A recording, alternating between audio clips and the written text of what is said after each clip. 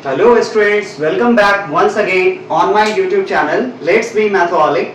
I am your educator Vikas Kashyap and in today's lecture we are going to cover angle bisector theorem. ठीक है, तो ये angle bisector theorem क्या कहता है आइए देखते हैं हम लोग। इसका स्टेटमेंट है कि the internal bisector of an angle of a triangle, किसी ट्रायंगल के लिए एक एंगल का जो एंगल बाइसेक्टर होएगा, ठीक है, और वो एंगल बाइसेक्टर जिस साइड के ऊपर फॉल करेगा, ऑब्वियसली जिस एंगल, मैं ये कहना चाह रहा हूं कि जैसे मान लो हमने एक ट्रायंगल ड्रॉ करा, ठीक है, इसका नाम रख लिया ABC, सही है। अब इसमें ट्रायंगल ABC में let's suppose we are considering angle A, क्या कर रहे हैं हम लोग, एंगल A को कंसीडर कर रहे हैं।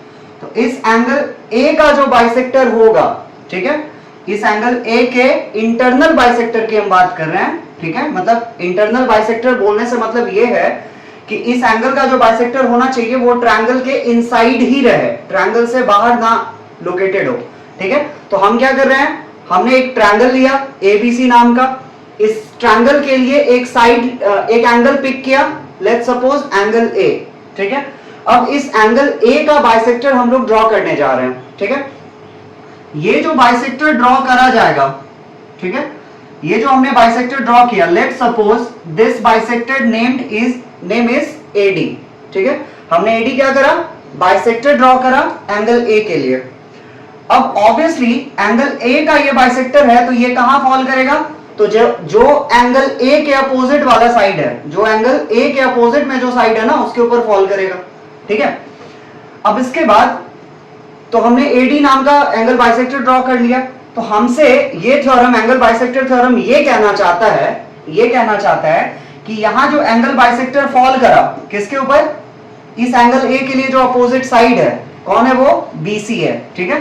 AD जो फॉल किया BC के ऊपर, तो आपको दिख रहा है कि यहां डिवीजन हो रहा है, ठीक है, डिवीजन हो रहा है इसके फॉल करने पर।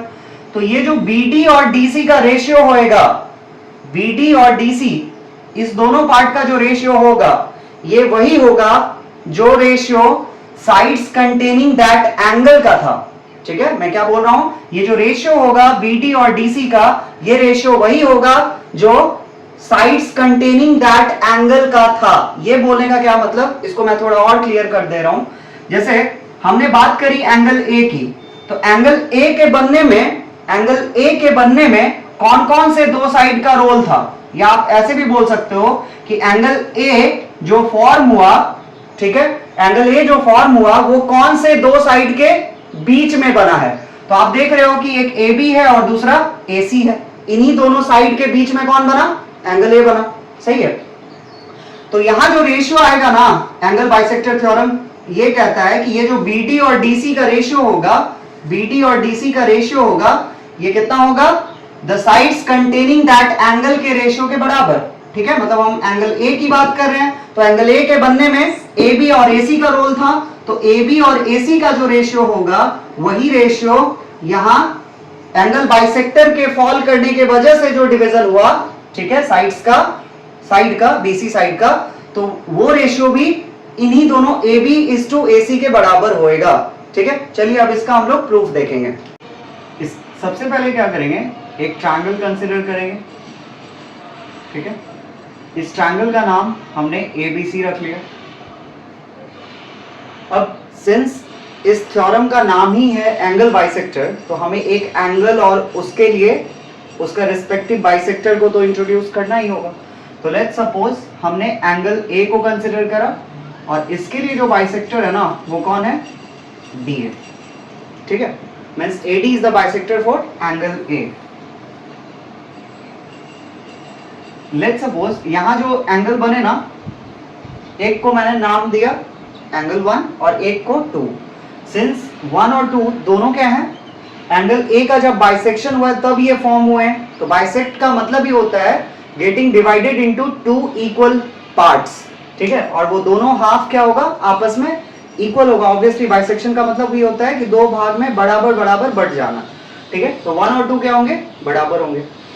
अब इसके बाद हमको क्या करना है, तो हमको प्रूफ ये करना है, क्योंकि एंगल बाइसेक्टर थ्योरम कहता ही है कि एडी जो बीसी साइड के ऊपर फॉल करा, तो इसने जो डिवीजन करा बीसी का बीडी और डीसी में, तो बीडी और डीसी का जो रेशियो होगा ना, वो क्या होगा, वो बराबर होगा एबी और एसी के रेशियो के। ठीक है, तो हम सबसे पहले क्या करें, हम एक ट्रायंगल कंसिडर कर ले रहे हैं। Consider a triangle ABC in which, जिसके अंदर, ठीक है, एडी जो है बाइसेक्टर है। किसका बाइसेक्टर है, तो एडी बाइसेक्टर है किसका, एंगल ए का, एंगल ए का। उसके बाद एडी मीट्स बीसी, एडी क्या कर रहा है, बीसी को मीट कर रहा है कहां पे, डी पे। ठीक है, एडी क्या कर रहा है, बीसी को मीट कर रहा है कहां पे, डी पे।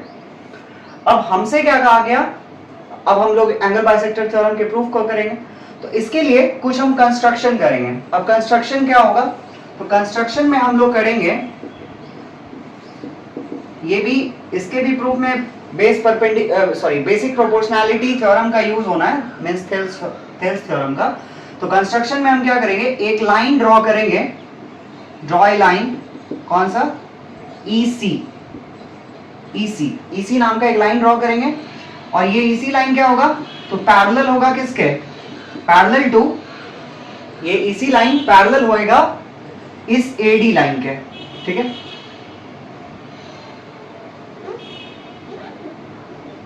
इसका नाम EC रख दो। और एक और चीज, ये EC लाइन जो है ना,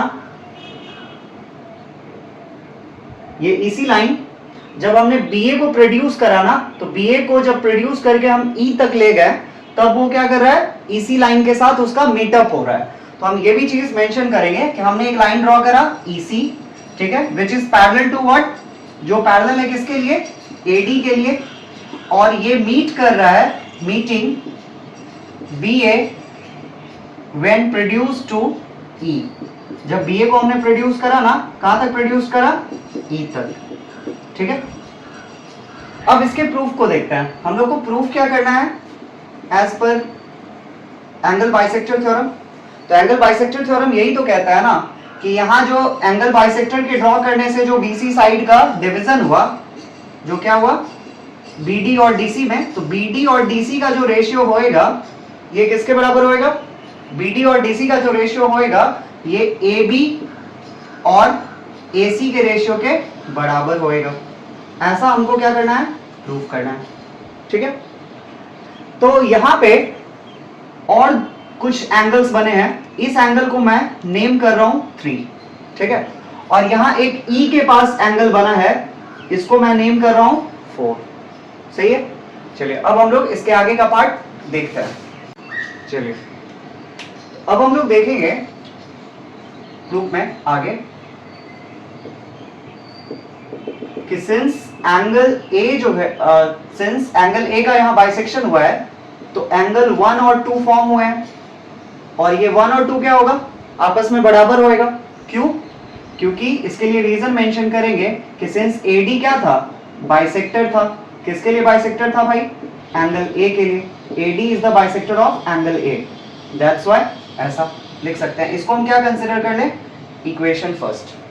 ठीक है, 1 और 2 आपस में बराबर होंगे, क्योंकि एंगल A का बाइसेक्शन हुआ है, इसलिए ये दोनों इक्वल पार्ट्स हुए। ठीक है, अब इसके बाद अब एक चीज मैं देखूं, क्या हमने क्या करा था, AD लाइन के पैरेलल, इस AD बाइसेक्टर है ये AD, इसके पैरेलल एक लाइन ड्रॉ करा था ना, कौन सा, EC। ठीक है, तो अगर आप देखो तो ये दोनों लाइन अगर पैरेलल है, तो इन दोनों लाइन को कट करने वाला और कोई लाइन है क्या, बिल्कुल है। आप देख रहे हो, एक बार कौन है, AC ने कट किया। ठीक है, तो एक बार AD और EC क्या है, पैरेलल है, और AC has behaved like a transversal. तो आप देख रहे हो कि यहाँ Z शेप का फॉर्मेशन हो रहा है। ठीक है, तो ये जो कॉर्नर्स वाले एंगल्स होंगे, यहाँ क्या लिखा हुआ था, 2 लिखा हुआ था, यहाँ क्या लिखा हुआ था, 3 लिखा हुआ था, तो एंगल 2 और एंगल 3 भी क्या होगा, बराबर होगा। ऐसा हम लिख सकते हैं। तो सिंस AD जो है वो पैरेलल है किसके, EC के, देयरफॉर ऐसा हम लिख सकते हैं क्या कि एंगल 2 जो होएगा वो क्या होगा, एंगल 2 जो होगा वो एंगल 3 के बराबर होगा। ठीक है, इसको क्या करो आप, इक्वेशन सेकंड कंसिडर कर लो, कर सकते हैं। अब एक चीज और आप देख सकते हो क्या, फिर से एक बार मैं क्या कर रहा हूं, AD और EC वापस से ये लाइन कंस्ट्रक्ट कर रहा हूं। AD और EC ये दोनों लाइन क्या है, पैरेलल थे, ठीक है। तो आप देख सकते हो कि एक बार ये दोनों लाइन पैरेलल थे तो AC बिहेव करा ट्रांसवर्सल के जैसे। अब एक बार ये भी तो है ना, क्या है, ये जो AE है, AE इसने भी तो ट्रांसवर्सल की तरह से बिहेव करा ना। आप चाहो तो क्या करो, दोनों लाइंस को थोड़ा प्रोड्यूस कर लो, क्या कर लो, प्रोड्यूस कर लो। तो आप देख रहे हो कि यहाँ E के पास जो एंगल मेंशन था वो कौन था, 4, ठीक है, हमने फिगर में उसे एंगल 4 नेम करा। और A के पास आप देखो तो 4 के साथ आप क्या करो, थोड़ी देर के लिए क्या करो, मैंने इस वाले पार्ट को हटा दिया है, ठीक है, ये पार्ट है ही नहीं, आप चाहो तो मैं डिलीट कर दे रहा हूँ थोड़ी देर के लिए। अब आप देख सकते हो क्या कि ये वाला, ये पूरा लाइन क्या हुआ, ट्रांसवर्सल की तरह से बिहेव करेगा। ये दोनों लाइन क्या है, पैरेलल है। तो 1 और 4, यहाँ 1 और 4, यहाँ 1 लिखा हुआ है, तो 1 और 4 क्या हुआ है, ये रहा ट्रांसवर्सल, ट्रांसवर्सल के एक ही साइड में, ठीक है, ट्रांसवर्सल के सेम साइड में 4 और 1 दोनों फॉर्म हो रहे हैं, ठीक है। तो 1 और 4 क्या होगा, आपस में बराबर होगा। क्यों, क्योंकि ये दोनों क्या हुए, करस्पॉन्डिंग एंगल्स हुए, ठीक है। तो हम क्या लिख सकते हैं, ऑल अगेन हम ऐसा लिख सकते हैं कि AD जो होगा वो पैरेलल होगा किसके, अगेन AD पैरेलल है EC के, बट दिस टाइम, पिछली बार कौन था ट्रांसवर्सल, पिछली बार AD पैरेलल टू EC में हमने देखा था कि AC was transversal, AC is a transversal. और इस बार ट्रांसवर्सल कौन है, इस बार के लिए ट्रांसवर्सल है हमारा AE, AE is a transversal, ठीक है। तो आप लिख सकते हो क्या, क्या लिख सकते हो, एंगल 1 बराबर एंगल 4, एंगल 1 बराबर एंगल 4, ठीक है। 1 और 4 आपस में बराबर हुए, क्यों हुए भाई, क्योंकि ये करस्पॉन्डिंग एंगल्स हैं, क्या है, करस्पॉन्डिंग एंगल्स हैं, ठीक है। और इसको आप क्या कर लो, 1 बराबर 4 को आप अज्यूम कर लो इक्वेशन 3, क्या कर लो, इक्वेशन 3 कंसिडर कर लो। मैंने जो इस फिगर में ये डिलीट करा था इस पार्ट को, मैं वापस से क्या कर दे रहा हूँ, बना दे रहा हूँ। यहाँ 2 लिखा हुआ था, ये 3 है और वो वाला 4 है। अब हम क्या कर रहे हैं, एक बार हम कर रहे हैं 1, देख रहे हो, इक्वेशन फर्स्ट और इक्वेशन 3, इन दोनों को अगर कंबाइन करा जाए, ऑन कंबाइनिंग कौन सा, equations first and third, first और थर्ड से। अब एक चीज ध्यान दो, फर्स्ट इक्वेशन में क्या लिखा हुआ है, LHS पार्ट क्या है, एंगल 1, थर्ड इक्वेशन में भी LHS पार्ट क्या है, एंगल 1। तो दोनों में एंगल 1 कॉमन है ना इन द LHS पार्ट। तो जब LHS पार्ट इक्वल होगा तो RHS पार्ट क्या होगा, इक्वल होगा। या फिर आप इसके लिए ये भी सोच सकते हो कि things which are equal to the same thing are equal to one another, ये यूक्लिड का एक एक्सियोम भी है। तो आप सीधा समझो कि एंगल 1 दोनों जगह आपको LHS पार्ट में दिख रहा है, 1 और 3 इक्वेशन में, 1 और थर्ड, फर्स्ट और थर्ड में। तो आप क्या कर सकते हो, इस बिहाफ पे RHS पार्ट को इक्वल कर सकते हो, कर सकते हो।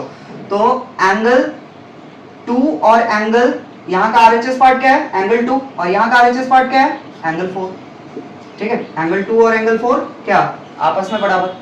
अब आप इसको क्या करो, एंगल 2 बराबर एंगल 4 जो आपको कंबाइन करने पर मिला है फर्स्ट और थर्ड इक्वेशन को, इसको आप क्या कर लो, इक्वेशन 4 कंसिडर कर लो, क्या कर लो, इक्वेशन 4 कंसिडर कर लो, ठीक है।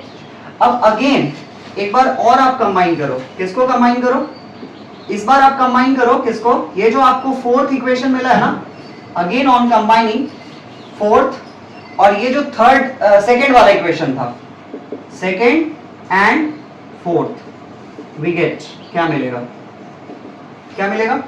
तो सेकेंड और फोर्थ को अगर आप कंबाइन करते हो ना, इस बार आपके लिए सेकेंड ये रहा, ठीक है, और फोर्थ आपके लिए ये रहा।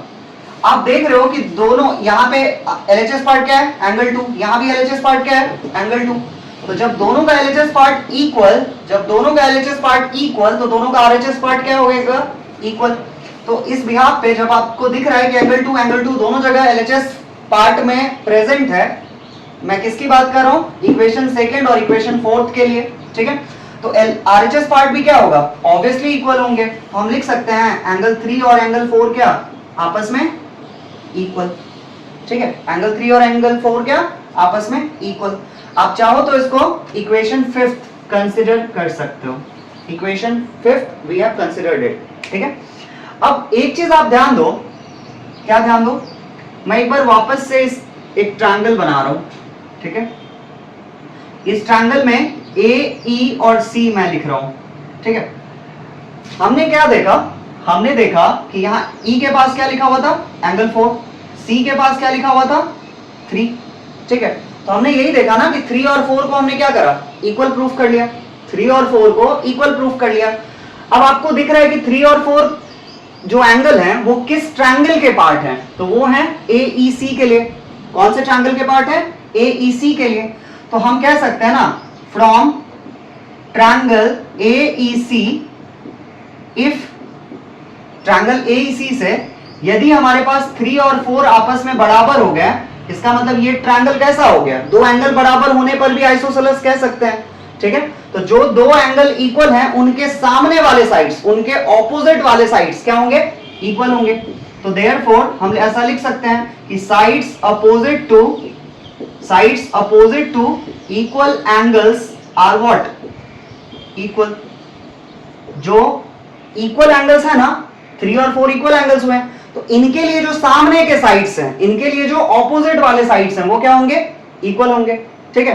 तो आप देखो तो 3 के लिए सामने में साइड कौन है, ए ही है, कौन है, ए ही है, ठीक है।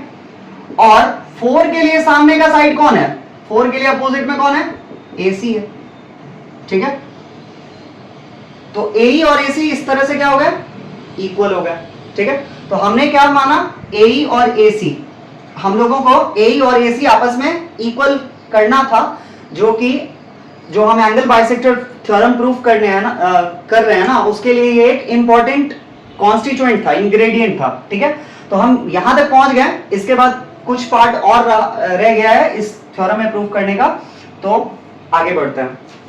चलिए अब आगे है क्या कि AE और AC हमारे लिए इक्वल हो गए। एक बार वापस से हम जो ओरिजिनल फिगर था ना उसको ड्रॉ करते हैं। क्या था, हमारे लिए ट्रायंगल था ABC, हमने इस ABC ट्रायंगल में एंगल A के लिए बाइसेक्टर ड्रॉ करा था, ठीक है। यहाँ 1 और 2 मार्क करे गए थे, ये D था, और हमने क्या करा था, एक EC नाम का लाइन पैरेलली ड्रॉ करा था, ठीक है। और इस EC को ना मिल रहा है कौन, जब हमने BA को स्ट्रेच करा या प्रोड्यूस करा, बढ़ाया, एक्सटेंड करा, तब जाकर के ये मिला है। और यहाँ पे एंगल्स बने थे कौन कौन, यहाँ 4 और ये 3, ठीक है।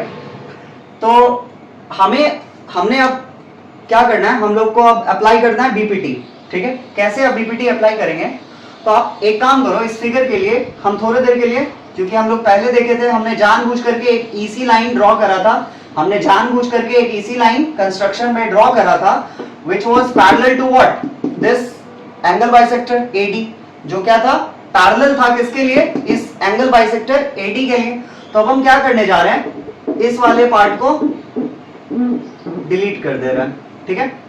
अब ये लाइन और ये लाइन क्या है, पैरेलल है, ठीक है, ये लाइन पैरेलल है। तो आप देख सकते हो क्या, इन ट्रायंगल कौन सा, EBC, इन ट्रायंगल EBC में आप देखो तो सिंस AD जो है वो क्या है, पैरेलल है किसके, EC के। AD जो है पैरेलल है किसके, AC के। तो हम BPT यानी थेल्स थ्योरम के एप्लीकेशन को यूज में लाते हुए ऐसा लिख सकते हैं।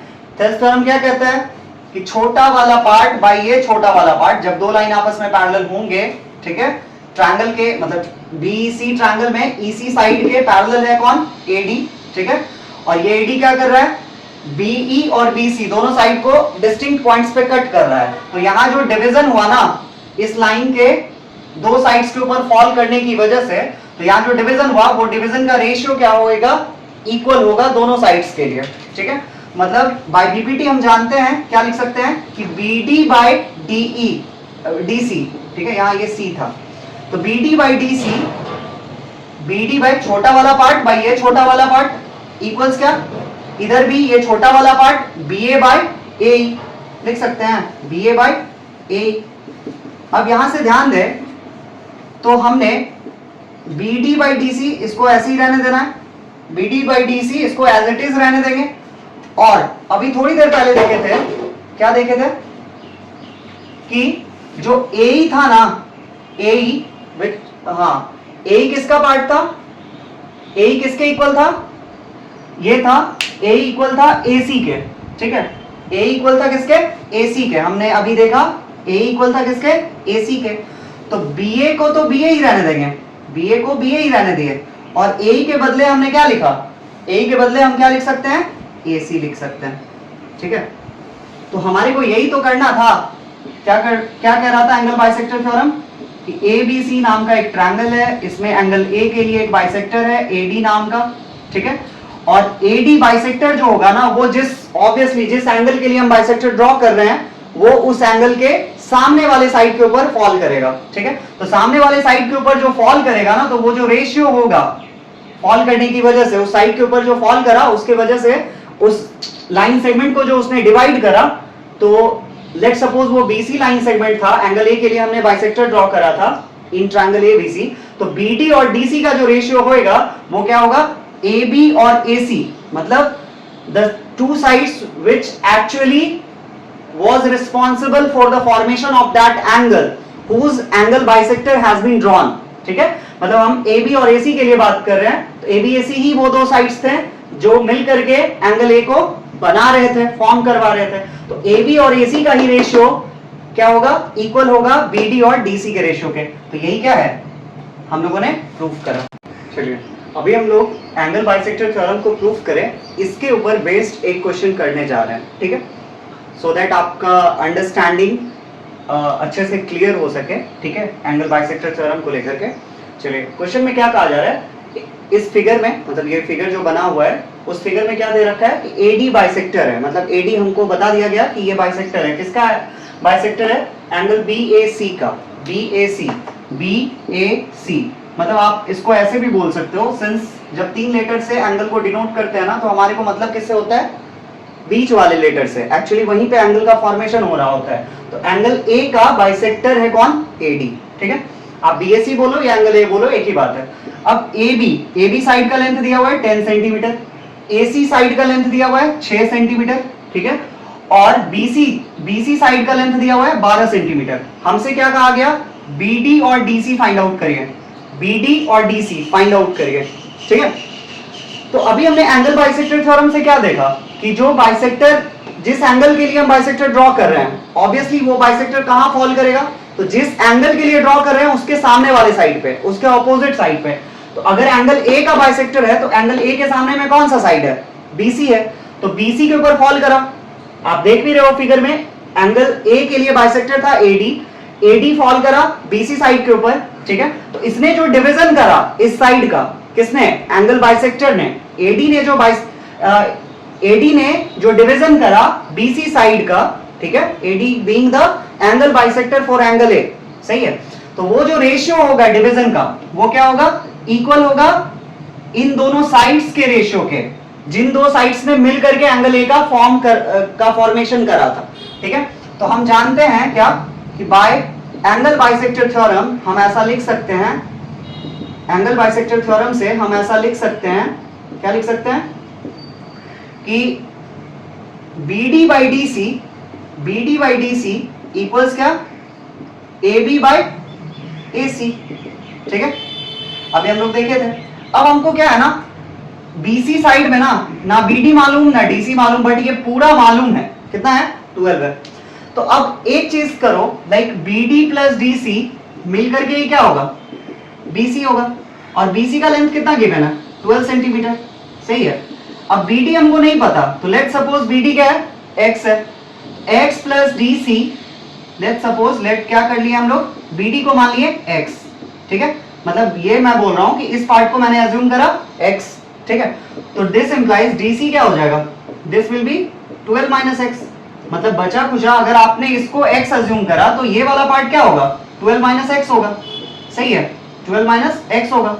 तो अब हम लोग इसी को यहाँ सब्स्टिट्यूट कर रहे हैं, तो BD के जगह हमने क्या माना, X, DC क्या था, 12 minus X, this equals what, AB की जगह पे क्या लिखेंगे, AB है 10 सेंटीमीटर और ये क्या 6 सेंटीमीटर, सेंटीमीटर सेंटीमीटर कैंसिल।